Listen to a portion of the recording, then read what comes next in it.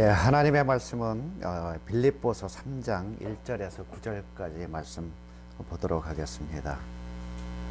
빌립보서 3장 1절에서 9절까지 말씀.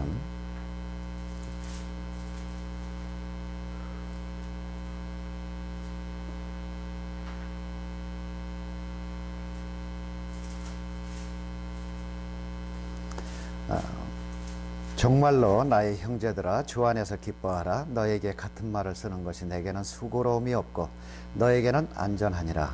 개들을 삼가하고 행악하는 자들을 삼가하고 손 할례당을 삼가라.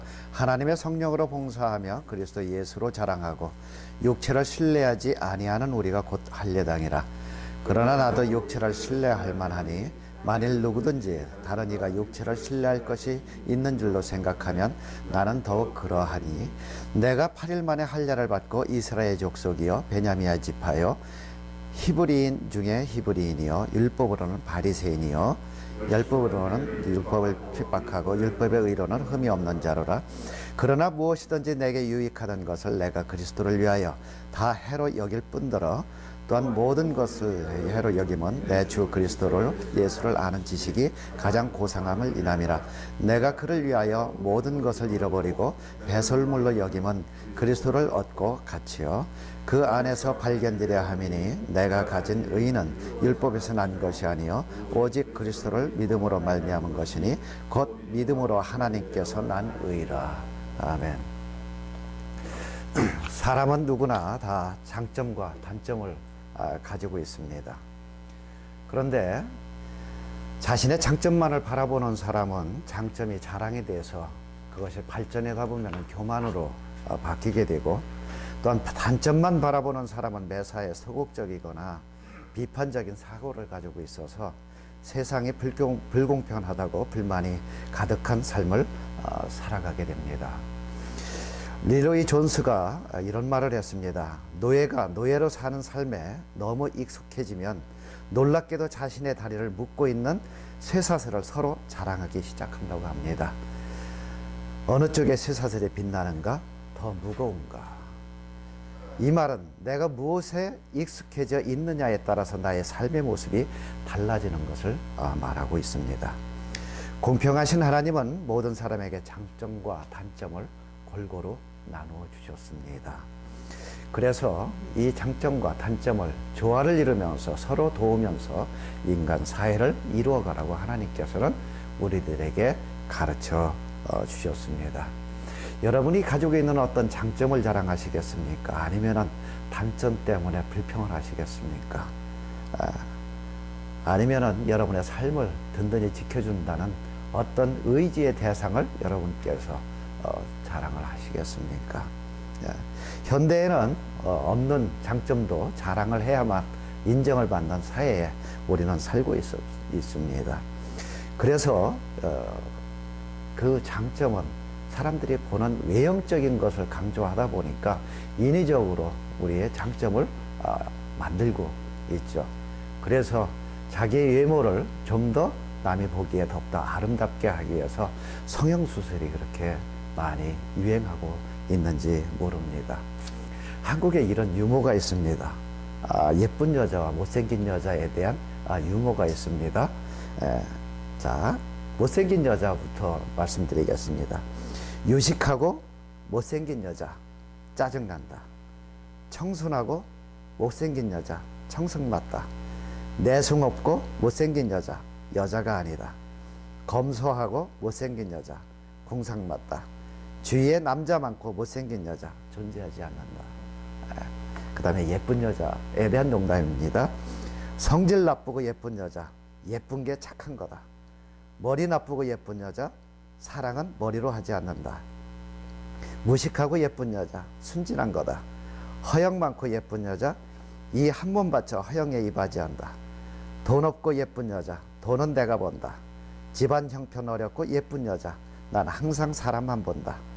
돈 많고 머리 좋고 성격 좋고 예쁜 여자 세상에 존재하지 않는다. 외형을 너무 강조하다 보니까 사람들이 이런 농담을 만들어 놓은 것 같습니다.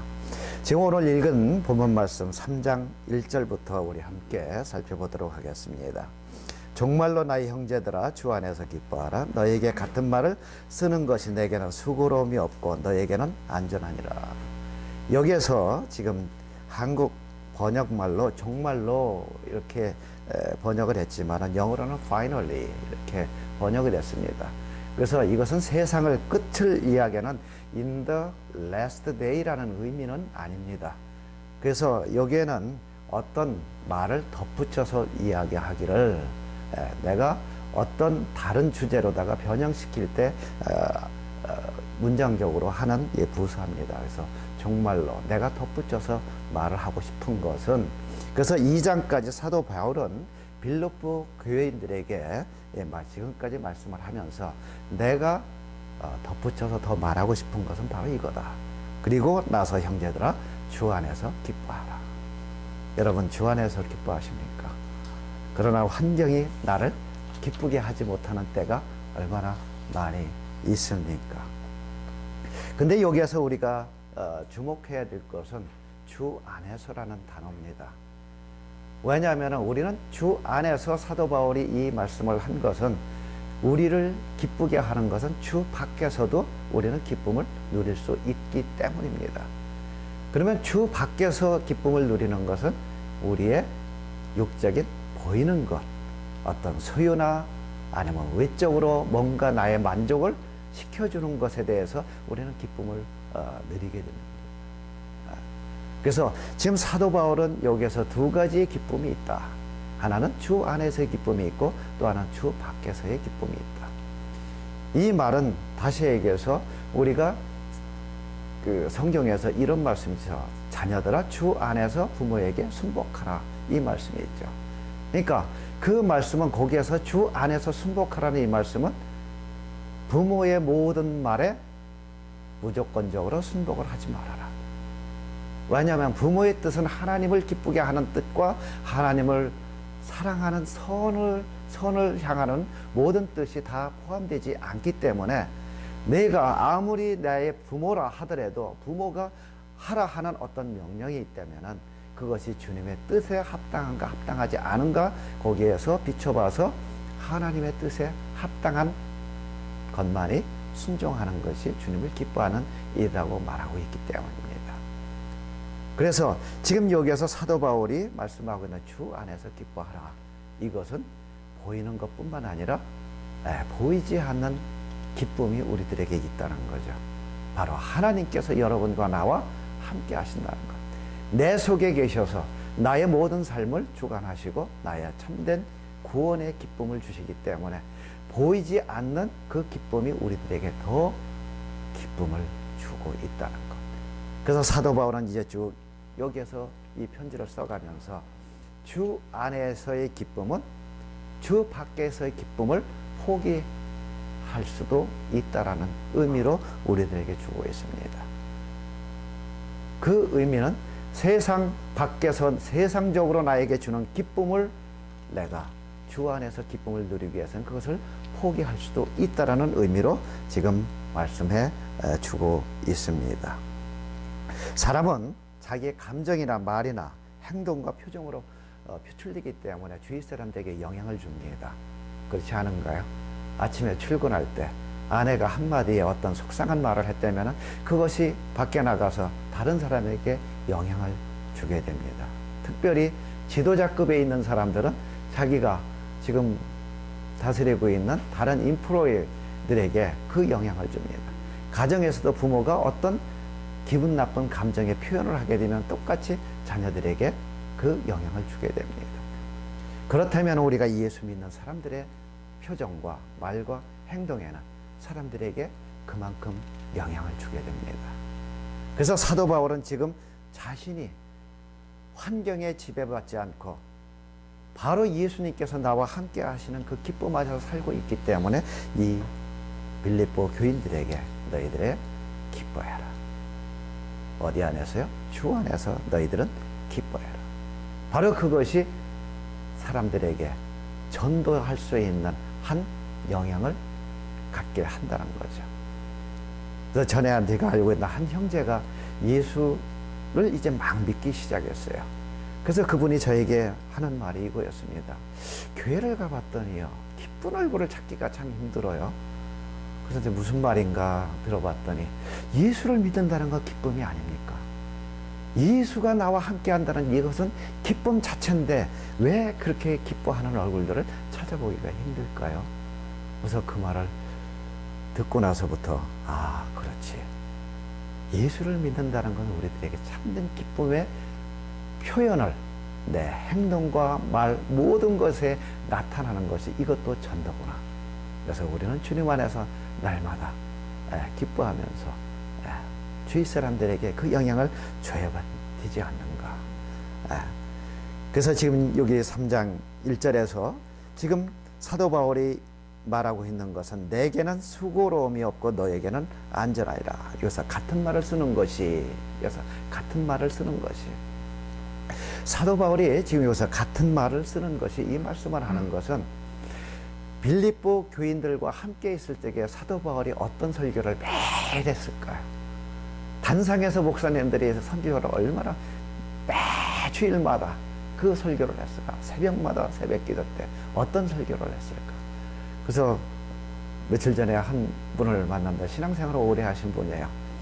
근데 한 목사님을 섬기면서 20년을 이렇게 있다 보니까 그 설교가 맨날 그 설교지. 그 말을 해요. 그래서 내가 속으로 당연하지. 와요. 단상에서 외쳐야 될 설교는 같아야 돼요. 예수님에 대한 설교, 우리 구원에 대한 설교, 천국에 대한 설교. 이 설교의 내용은 다 똑같아야 돼요. 계속해서 우리는 망각의 사람이기 때문에 예수님은 살아계십니다. 예수님의 십자가는 우리의 구원하셨습니다. 용서하셨습니다. 그리고 예수님은 다시 오십니다. 사도 바울도 똑같이 그렇게 설교를 하셨을 겁니다. 그래서 같은 말을 하는 것, 그리고 내가 지금 쓰고 있는 이 글도 내가 이전에 너와 함께 했을 때에 말했던 그 말과 똑같은 말을 나도 다시 쓰고 싶다라고 이야기하는 거예요. 그것이 바로 예수님이 나와 함께하고, 그 다음에 예수님이 나를 용서했고, 그 다음에 예수님이 여러분과 나를 데리러 다시 오신다는 내용은 끊임없이 우리는 반복해서 듣고 생각하고 그 말씀을 우리 마음에 깊이 새겨야 된다는 것. 복음의 전체적인 내용은 그거 외에는 다른 것이 없습니다. 그리고 나서 그 믿음을 너희들이 지키기 위해서는 2절의 말씀, 개들을 삼가고 행악하는 자들을 삼가고 선할례당을 삼가라. 참 이상하죠? 사람들이, 너무도 많은 사람들이 개를 얼마나 사랑합니까? 어제도 저희 가족들, 저희 동생 집에 가서 식사를 하고 왔는데 개 2마리 깼는데 참 귀여워요. 예뻐요. 또 얼마나 부침성이 있는지 와가지고서 제 아내 입술까지 훔쳤어요. 근데 사람의 잘못된 행동에 대해서는 꼭 개에 비유를 해요. 그렇지 않아요? 개 같은 사람, 개보다 못한 사람, 개보다 나은 사람. 그럼 왜 개에 대해서 그 비유를 해서 사람을 그렇게 비유를 할까요? 많은 짐승이 있는데, 그래서 저는 그렇게 생각을 해봤어요. 많은 짐승이 있지만은 우리가 너무도 자주 나의 눈으로 볼 수 있는, 가까이 볼 수 있는 짐승이 개이기 때문에, 그 다음에 개의 모든 행동을 내 곁에서 자주 볼 수가 있기 때문에, 그래서 개는 왜 어떤 행동을 하기 때문에 그렇게 비유를 하면서 사도 바울도 개같이 개들을 삼가라고 이야기를 했을까? 자, 토한 것을 다시 먹어요. 저도 봤어요. 자기가 먹더니 그걸 토하더니 그걸 다시 먹어요. 그 다음에 길거리에 놓여있는 불결한 음식을 가차없이 먹어버리더라고요. 그 다음에 시체의 피를 먹어요. 시체도 먹어요. 성경에 기록이 있죠. 아합의 아내 이세벨이 떨어져서 죽잖아요. 그때의 손과 두골밖에 찾지를 못하고 다 흔적도 없이 없어졌다고 했어요. 그리고 성경의 기록에는 개가 그 피를 핥더라. 개는 먹을 것을 가리질 않아요. 그 다음에 개는요, 종족 번식하기 위해서 자기 엄마 아버지하고도 교미를 해요. 그리고 새끼를 낳아요. 그 다음에 짐승의 본능적 욕심을 채우기 위해서는 자기를 사랑하는 주인도 물어요. 그러니까 이런 행동을 하는 개를 보면서 인간에게도 그런 본능적, 짐승의 본능적 행동을 하는 사람이 있기 때문에, 그 당시에도 있었기 때문에 지금 빌립보 교인들에게 개들을 삼가라. 개와 똑같이, 개보다 못하게 그런 행동을 하고 있는 너희들의 주위의 사람들을 너희들은 삼가라. 그리고 행악하는 자. 그래서 행악하는 자는 사탄적으로 자기의 욕심을 채우기 위해서 악을 행하는 사람들을 말하고 있습니다. 그리고 해서 선할례당이라고 했어요. 여기 할례당 이들을 또 삼가라. 할례당은 유대인들을 이야기를 하죠. 때때로는요, 자신의 장점이 단점이 되는 경우가 많이 있습니다. 왜냐하면 나의 장점을 바라보면서 내가 자랑을 뒤다 보면은 자기의 교만으로 끝나면 다행이에요. 그런데 상대방을 판단을 한다는 것. 나의 장점을 가지고 내가 교만에 쌓여서 상대방을 판단한다는 것. 바로 이스라엘 사람들이 그렇지 않았는가요? 유대인들이 바로 자신들이 할례를 받았고, 그 다음에 하나님으로부터 선택을 받았고, 하나님의 율법을 나서부터 완벽하게 지키다는 어떤 그들의 교만 때문에 상대방을 계속해서 판단을 하고 있었다는 거예요. 바로 이방인들이 예수를 믿고 그들이 이제 구원의 기쁨을 가지고 하나님 안에서 살고자 하는 그들을 바라보면서 계속해서 판단을 하고 있었다는 거예요. 그렇기 때문에 사도 바울을 힘들게 했고, 그 다음에 예수를 믿는 사람을 힘들게 했고, 그렇기 때문에 지금 사도 바울이 그들을 조심해라, 그들을 본받지 말라, 이 말을 하고 있습니다. 그래서 때때로는 우리의 자랑이 시대적으로 보면은 그 자랑이 아무것도 아닐 때가 있습니다. 중세시대에 칼을 잘 쓰는 기사들이 그렇게 사람들의 인기를 끌고 또 여인들에게 인기를 끄는 직업이었습니다. 그러나 화약이 발명되고 나서부터는 그들의 인기가 사라지고 말았듯이, 만약에 지금 유대인들이 나는 유대인이요, 나는 바리새인 중에 바리새인이요, 나는 할례를 받았어요, 여러분에게 우리에게 자랑을 한다면 뭐라고 하시겠습니까? So what? 우리들에게 아무 자랑거리가 되지가 않아요.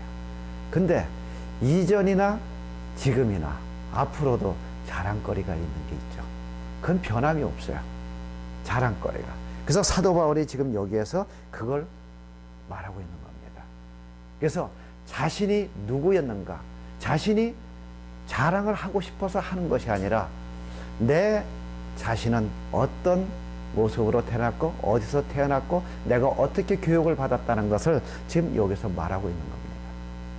왜냐하면 그때 당시에도 그 다음에 앞으로도 사람들은 끊임없이 그것을 자랑할 것을 알고 있기 때문에. 그래서 지금 5절을 보게 되면요, 사도 바울이 자기가 어떤 출생이며 어떻게 교육을 받았는가 말을 하고 있습니다.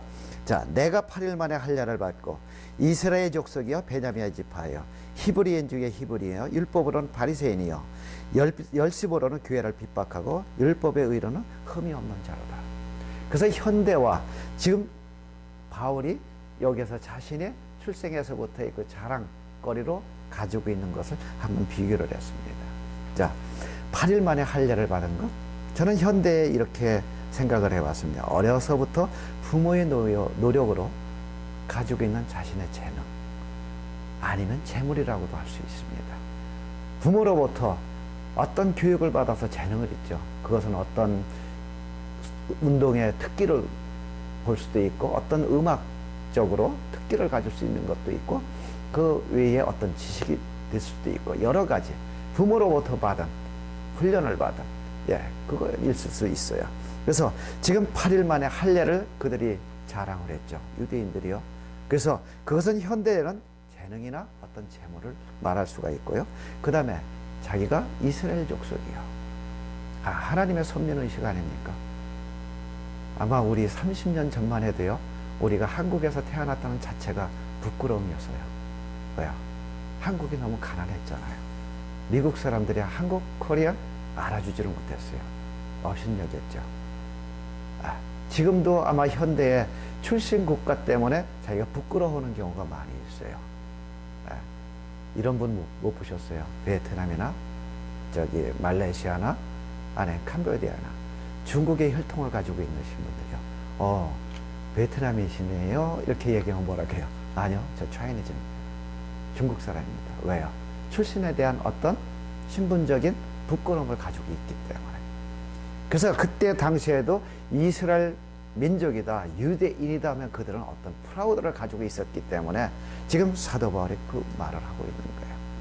그러니까 내가 어디에서 태어났는가, 그거예요. 그 다음에 세 번째로는 나는 베냐민 지파다. 베냐민 지파. 그럼 뭘 말하고 있습니까? 혈통을 얘기하고 가문을 얘기하고 지금도 오늘 혈통과 가문을 얼마나 많이 얘기해요. 지금 부시 가문 지금 세 번째 대통령 캔디데이트로 지금 나왔잖아요. 그래서 그 부시 가문을 딱 표현하는 게 뭐라고 표현합니까? 정치 귀족.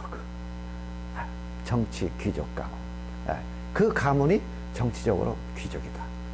그러니까 지금 현재에도 자기 혈통과 가문을 자랑 삼아 이야기하고, 그건 아마 앞으로도 마찬가지일 겁니다. 전에 봉두한 씨라고 그분 얘기를 라디오에 나와서 하는 말을 들었어요. 봉 씨가 하도 희귀성이다 보니까 조상 중에서 유명한 사람이 한 사람도 없었대요. 자기가 유일하게 알아주는 유명한 사람 중에 한 사람이라 우리 후손은 그래도 자랑거리가 생겼습니다. 그분이 그 이야기를 하더라고요. 그 다음에 바리새인 중에 바리새인이에요. 학벌을 이야기하죠. 내가 어느 학교 출신입니다. 어느 학교 졸업했습니다. 이것은 현대에도 그 당시에도 아마 앞으로도 마찬가지일 겁니다. 자, 사도 바울이 여기에서 왜 자기가 하지 않아도 될 일을 여기서 이야기를 하고 있습니까? 이겁니다. 예수를 아는 것과 그 다음에 세상적으로 내가 자랑할 것과는 차원이 다르다는 거죠. 사도 바울이 지금 계속해서 말하고 있는 것은 겁니다. 나는 예수를 아는 것 외에는 다른 자랑이 아무것도 없다. 지금까지 내가 자랑으로 삼고 있었던 세상 것 모든 것을 나는 예수 때문에 다 버리고 말았다. 왜? 예수라는 그 이름이 가장 나에게 귀하기 때문에. 여러분은 예수를 믿기 때문에 무엇을 버리셨습니까? 무엇을 포기하셨습니까? 세상 것 때문에 예수님을 가차없이 버리는 경우가 우리는 얼마나 많이 있습니까? 내가 과연 무엇이 더 귀하다고 내가 생각을 하냐? 내가 무엇을 포기하고 내가 무엇을 더 귀하게 여기냐? 사도 바울은 우리들에게 지금 가르쳐주고 있습니다. 이전에는 내가 가장 나를 위해서, 내 가문을 위해서, 내 혈통을 위해서, 내 모든 명예를 위해서 귀하게 여기던 것들을 예수 때문에 나는 다 버렸습니다. 왜요? 예수라는 그 이름이 나에게 너무 귀하기 때문에. 바로 이겁니다. 저는 이 말씀을 묵상하면서 생각을 해봤습니다. 나는 과연 예수를 때문에 무엇을 버렸고 나는 무엇을 포기를 했는가? 저는 몇 가지가 있었습니다. 그렇구나. 예수라는 그분 때문에 내가 버린 것이 있었구나. 여러분, 예수라는 분이 여러분의 십자가에서 용서하셨습니다. 여러분을 구원하셨습니다. 그리고 바로 예수라는 그분만을 자랑할 수 있는 그런 삶이 진정 예수님을 기쁘게 하는 삶입니다. 이번 주에 미국 뉴스에서 나오는 한 동영상을 보았습니다. 그 동영상은 바로 초등학교 학생들이 운동해야 하는 광경이었습니다. 그래서 여러 학생들이 많이 모였고 학부형도 모였고 선생도 여러 명이 있었습니다. 그래서 달리기를 하는데 출발선에 여러 학생들이 섰습니다. 아마 한 7, 8명 섰던 것 같아요. 그래서 이 코치가 출발 신호를 했습니다.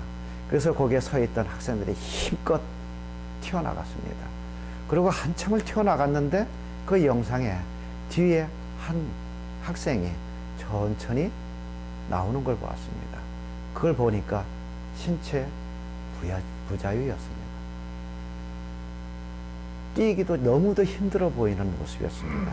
뛰는 것이 아니라 일반 사람이 걷는 것보다도 더 느리게 그는 가고 있었습니다. 한 20m를 그 학생이 가자 코치가 옆으로 다가갔습니다. 그리고 코치가 같이 띄워줬습니다. 그런데 달리던 학생들 뿐만 아니라 그곳에 모여있는 학부형들, 그 다음에 학생들, 그 학생의 바로 뒤에서 한 명도 그 학생의 신체 부자유한 그 학생의 앞을 나간 학생이 없이 그 뒤에서 함께 뛰어줬습니다. 그리고 끝까지 그가 라인 종착지까지 올 때까지 뒤에서 함께 뛰어줬다는 것. 아, 이것이 바로 서로의 필요를 공급해주고 서로의 동등성을 만들어주는 바로 아름다운 사회구나. 그리고 기자가 그 학생에게 질문을 했습니다. 어떤 마음으로 뛰었습니까? 하고서 물었습니다. 그 학생이 이런 대답을 했어요. 참 따뜻했습니다. 나에게 용기를 줬습니다. 뛰는 자체가 나에게는 너무도 힘들었습니다. 그러나 참 행복한 시간이었습니다. 우리 예수를 믿는다는 것은 바로 이겁니다. 하나님께서 하와를 아담에게 주시면서 돕는 배필이라 주셨습니다. 바로 예수를 믿는다는 것은 이겁니다. 우리에게도 똑같이 장점과 단점이 있듯이 장점이 있는 사람은 단점을 보완해 주면서 함께 사회를 아름답게 이루어가는 것, 그것이 하나님이 원하시는 사회입니다. 한 장로님을 만났더니 이 장로님을 그 굉장히 큰 교회를 섬기고 있는 장로님입니다. 근데 그 담임 목사님이 자기가 강제적으로 6년 만에 장로를 다 은퇴를 시켜버렸습니다. 교회 헌법을 바꿔가지고 6년만 되면 모든 장로가 다 은퇴를 해야 됩니다. 아무리 젊어도 은퇴를 해야 돼요. 그리고 나서 젊은 사람들을 다시 장로를 세워서 6년을 일을 하게 했습니다. 그래서 작년에 40대를 장로를 다 세워놓고 그 다음에 다 은퇴를 시켰습니다. 근데 새로 장로 장립을 받은 장로들이 봉사하려고 하는 사람이 한 명도 없다는 거예요.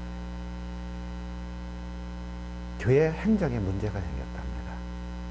왜냐하면 현재의 장로의 직분은 사회적으로나 교회적으로 신분 상승이라는 잘못된 생각들을 가지고 있기 때문에 서로가 받으려고 하지만은 봉사를 하지 않으려고 하는. 그래서 은퇴한 장로님들을 한 사람 한 사람 찾아가서 다시 봉사를 부탁하고 있다라는 말을 들었습니다. 현재 교회에서도 봉사하려고 하는 사람들이 없다는 것, 이것이 슬픔입니다.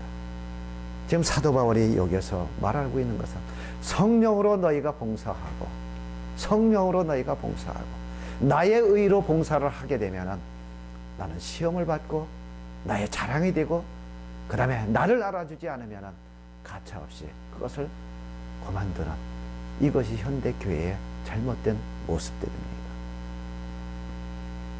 그래서 사도 바울은 바로 이렇게 말하고 있습니다. 8절 말씀에 예수를 아는 지식이 가장 고상하기 때문에, 예수를 아는 지식이 나에게 가장 고상하기 때문에 이제는 육체를 신뢰하지 아니하고 우리 성령 안에서 우리는 봉사하고 상대방의 교회에서 관망자로 있는 것이 아니라 교회의 부족한 부분, 그 다음에 내 상대방의 부족한 부분을 내가 채워주면서 함께 서로 돕는 배필과 같은 역할을 감당하면서 기쁨과 감사함으로 하나님의 나라를 이루어가는 것, 바로 이것이 하나님을 기쁘게 하고 아름다운 교회를 이루어가는 것이라고 저는 믿습니다.